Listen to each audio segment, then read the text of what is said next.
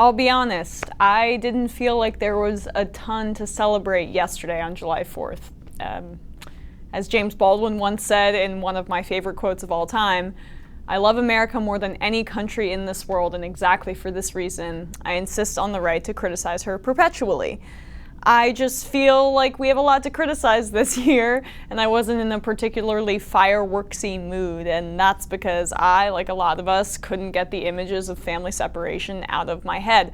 I didn't do a lot of reporting on it here because everyone was, actually, but America perpetuates a lot of atrocities. We're bombing multiple countries right now. We're funding a Saudi blockade in Yemen that's causing mass death. Flint still doesn't have clean water, and more. But the media did its job here and showed us the true consequences of the harsh immigration policies under the Trump administration. The dehumanization of people coming here trying to make a better life for themselves and their family. Trump calling them animals. And the media showed how that dehumanization is rooted in true disdain for anyone who is brown or black. But I still don't think that they went far enough. The media keeps saying that Republicans want to stop illegal immigration, and that's their main focus as a party.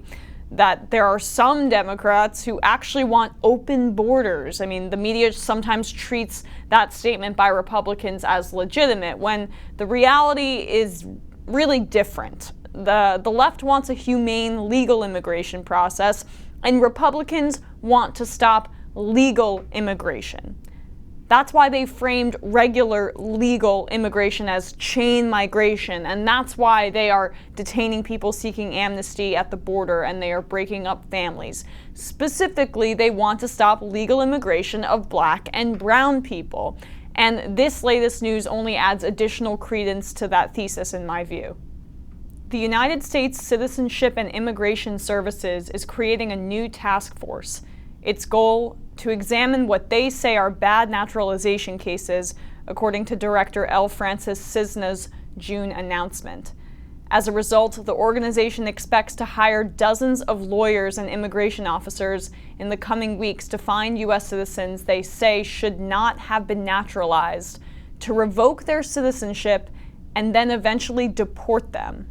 We finally have a process in place to get to the bottom of all these bad cases and start denaturalizing people who should not have been naturalized in the first place, L. Francis Cisna, director of the U.S. Citizenship and Immigration Services, said in an interview with the Associated Press last month. What we're looking at, when you boil it all down, is potentially a few thousand cases. There's no guarantee this effort will stay confined to cases of cheating and fraud. The Trump administration has shown, in its drive to criminalize asylum seeking, that the existing processes for seeking legal status can effectively be criminalized at any time. That is exactly right. They don't care about the rule of law or actual legal immigration policies. If they did, they wouldn't have broken up families at the border with a specific policy seeking legal status through asylum. No, this is about, as the article dives into, preserving their white majority. It is in the same vein as Chris Kobach's racist voter registration laws designed to preserve the white electoral majority, while these immigration efforts are designed to keep the white majority in place population-wise. Both have the same effect. They are emotionally charged, racist efforts grasping at straws to keep their grip on power. And you know what? At least in the short term, it's working. In 2013, a conservative majority on the U.S. Supreme Court, each member nominated by a Republican president, struck down a key provision of the Voting Rights Act, all but freeing conservative lawmakers to go even further in pursuit of voter restrictions. In the aftermath of that ruling, Shelby County v. Holder, GOP-controlled states like Wisconsin pushed forward with changes and restrictions that had measurable effect on the electorate. In Milwaukee, for example, 41,000 fewer votes were cast in 2016 than in 2012, a change that can't be explained by a shrinking voting age population. Donald Trump won the state by fewer than 23,000 votes. This is the natural, no pun intended, continuation of that policy of silencing minority voices.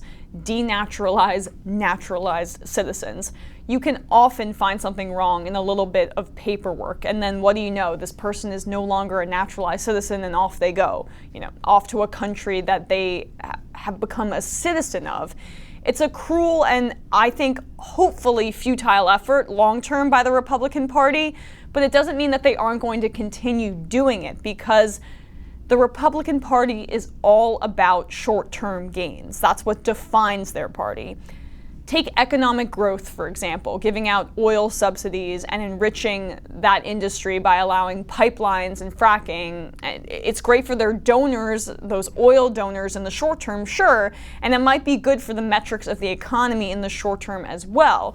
But as other countries develop renewable energy, we'll be left behind in the dust, and Republicans will walk away from the carcass of the American energy industry with their bellies full and say, oh, no one could have saw it coming. All because they look at the short-term gains for themselves and their donors. Same things with this tax bill. The supposed deficit hawks say that they are all for fiscal responsibility, but really what they care about is short-term gains for their checkbooks and for their donors' checkbooks. And I would put this in the same category, except it's not about the economy, really, it's about electoral politics, because it isn't just racism. That's what many political pundits and donors miss. It's racism for a specific purpose, to keep them in power in the short term. It benefits them to be racist and put these barriers up for black and brown people. It benefits them to kick these naturalized citizens out of the country or to restrict immigration in the short term. It's because it's both racist and rational in the most disgusting and insidious way. And because the Democrats in many ways are such a weak opposition, many of this goes unchecked. So yes, statistics like this are encouraging to liberals. A recent report sponsored by several left-leaning and nonpartisan groups finds that under current trends, white Americans will drop to just 59% of the population by 2036. Non-whites will comprise at least 1/3 of all residents in more than half of states and territories, enough for the Democratic Party to build an electoral college majority with only modest support among white voters. But if the structural racism that the Republicans put into place remains, the effects of their short-term plunder, which is happening right now, will remain. If the structure of denaturalizing citizens and effectively disenfranchising certain segments of the population remains in place, it could be too late for those demographic changes to make the difference that they could make, or that those studies are saying they should make.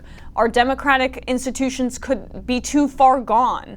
It's not enough to rely on trends. We have to ensure that our structure of government remains sufficiently fair and democratic, and that things like denaturalizing citizens never happens. Because if the precedent is set now and we sit on our laurels dreaming of demographic changes, we could wake up in a country run by a government that we don't even recognize, even though we're surrounded by that diversity that we have been dreaming about. So make sure that you vote in 2018, because truly the fate of our democracy could rest on your vote.